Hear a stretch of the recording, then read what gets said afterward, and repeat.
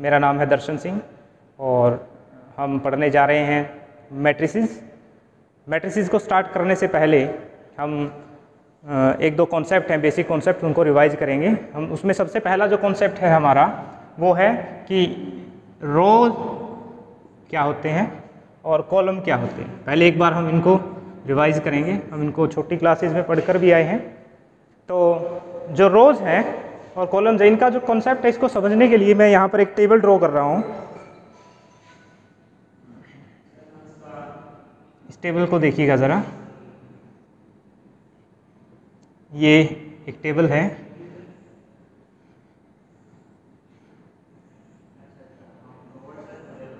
इसके अंदर मैं कुछ एंट्रीज लिख रहा हूँ। जो एंट्रीज हैं जैसे 2, 3 बॉक्सेस के अंदर, यहाँ मैंने लिख दिया 1, 2, 5, 0, 7, 5 लाइक दिस, ऐसे कुछ भी लिख सकते हैं। तो इन एंट्रीज को जब हम पढ़ते हैं कि कुछ एंट्रीज हैं जो वो लेफ़्ट टू राइट है, इस डायरेक्शन में लेफ़्ट टू राइट, और कुछ एंट्रीज को हम पढ़ सकते हैं ऊपर से नीचे, इस डायरेक्शन में। तो जो हम एंट्रीज हम लेफ़्ट टू राइट पढ़ते हैं तो हमारे पास जो ये ब्लॉक कॉन्स्टिट्यूट हो जाता है, इसको हम कहते हैं रो।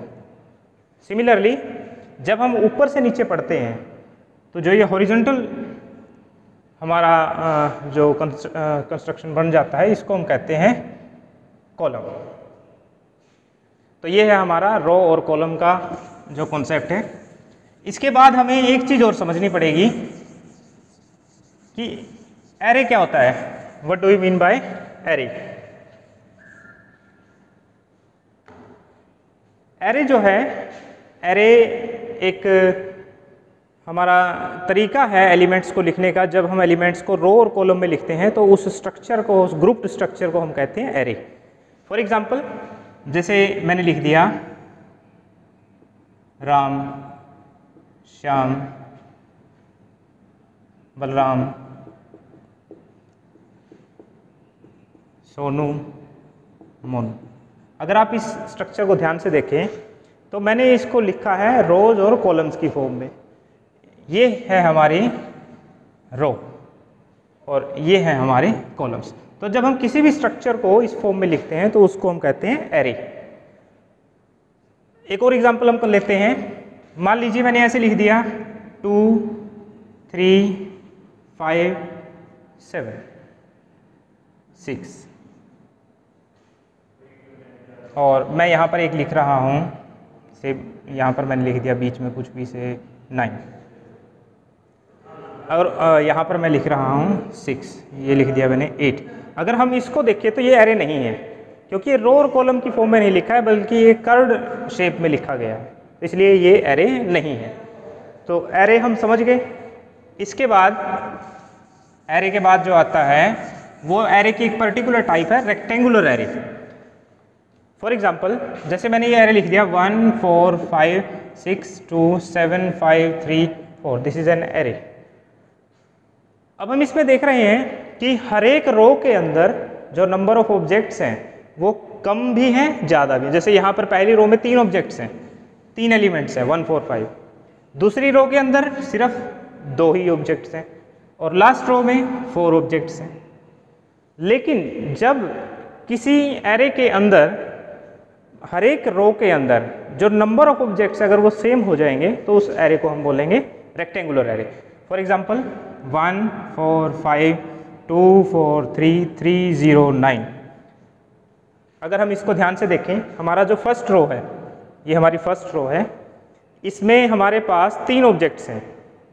सिमिलरली जो हमारा सेकंड रो है, इसमें भी 3 ऑब्जेक्ट्स हैं, और थर्ड रो है, इसमें भी 3 ऑब्जेक्ट्स हैं। और यही बात हम कॉलम्स के लिए भी कह सकते हैं कि जब हर एक कॉलम में नंबर ऑफ एलिमेंट्स सेम हो जाएंगे, पहले कॉलम में भी 3 एलिमेंट्स हैं, दूसरे कॉलम में भी 3 एलिमेंट्स हैं, तो ऐसे एरे को हम कहते हैं रेक्टेंगुलर एरे। और सिंपल, अगर हम इसको बहुत सिंप्लिसिटी से समझें तो जब भी आपके पास एरे लिखा जाए और आप उसको एक रेक्टेंगुलर की शेप में अगर अज्यूम कर पाएँ, पहचान पाएँ, तो उस एरे को हम कहते हैं रेक्टेंगुलर एरे। अगर हम इस एरे को देखें, इसको हम आप रेक्टेंगल की फॉर्म में अज्यूम नहीं कर सकते, ये रेक्टेंगल नहीं बनेगा। सो ये था हमारा जो कुछ बेसिक कॉन्सेप्ट थे एरे से रिलेटेड और हमारे रोज और कॉलम से रिलेटेड। चलिए अब हम बात करते हैं कि मैट्रिक्स क्या होता है, व्हाट इज मैट्रिक्स। मैट्रिक्स को स्टार्ट करने से पहले मैं एक एग्जांपल लिख रहा हूं यहां पर। एक एग्जांपल है, there are 3 persons namely A, B and C, और उन तीनों के पास जो है हम डाटा ले रहे हैं। सपोज कुछ भी डाटा, रेंडमली डाटा हमने उठाया कि ए के पास कितने पेन हैं, बी के पास कितनी बुक्स हैं। तो मैं यहाँ पर एक डाटा ले रहा हूँ, A has 3 books and 2 pens. Second person B से he has 4 books and 3 pens. Similarly, any person C has 5 books and 9 pens. This is simple data. इस डाटा को हम रेक्टेंगुलर फॉर्म में इस तरीके से लिख सकते हैं। अगर हम लिखना चाहें, यहाँ पर मैं लिख लेता हूँ, मान लीजिए पेन, यहाँ पर मैं लिख रहा हूँ से बुक्स, और यहाँ पर मैं लिख रहा हूँ नेम।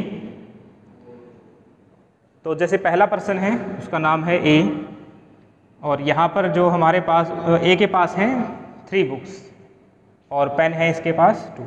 सिमिलरली दूसरा जो पर्सन है बी, इसके पास है 4 बुक्स हैं इसके पास और 3 पेन्स हैं। सिमिलरली एक पर्सन है सी जिसमें 5 बुक्स हैं और जो 9 पेन्स हैं। तो ये जो फॉर्म है, this is the rectangular form of the data, और आप इसको बल्कि एक रेक्टेंगुलर एरे भी कह सकते हैं। आप अगर इसको इस तरीके से लिखते हैं, यहाँ पर जो रेक्टेंगुलर एरे है इसमें जो पहली रो है ये हमारी पहली रो बनेगी, first row. This is our first row. पहली रो रिप्रेजेंट करती है कि ए के पास कितनी बुक्स हैं और कितने पेन्स हैं। सिमिलरली सेकेंड रो रिप्रेजेंट करती है कि बी के पास कितनी बुक्स हैं और कितने पेन हैं, और इसी तरीके से जो थर्ड रो है ये रिप्रेजेंट करती है कि सी के पास कितनी बुक्स हैं और कितने पेन हैं। ऐसे ही जो पहला कॉलम है, this is our first column, अगर हम वर्टिकल डायरेक्शन में देखें ये हमारा फर्स्ट कॉलम है यहाँ से यहाँ तक, ये रिप्रेजेंट करता है कि ए, बी और सी के पास कितने बुक्स हैं।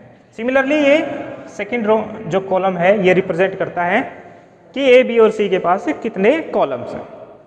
तो इसको हम समझ सकते हैं कि ये हमारा एक रेक्टेंगुलर एरे है। और अगर हम इसको इस फॉर्म में लिखते हैं, सो 3 2 4 3 5 9, तो अंडरस्टूड है। अगर आप इसको थोड़ी देर के लिए मिटा भी देते हैं तो भी अंडरस्टूड है कि जो 3 है वो ए के लिए डाटा है, पहली रो का डाटा ए के लिए है, और जो पहला कॉलम है वो बुक्स को रिप्रेजेंट करता है। तो ये जो रेक्टेंगुलर एरे है, this rectangular array is called matrix. इस रेक्टेंगुलर एरे को हम कहते हैं मैट्रिक्स। ठीक है, सो आज के लिए इतना ही, एंड थैंक्स टू ऑल।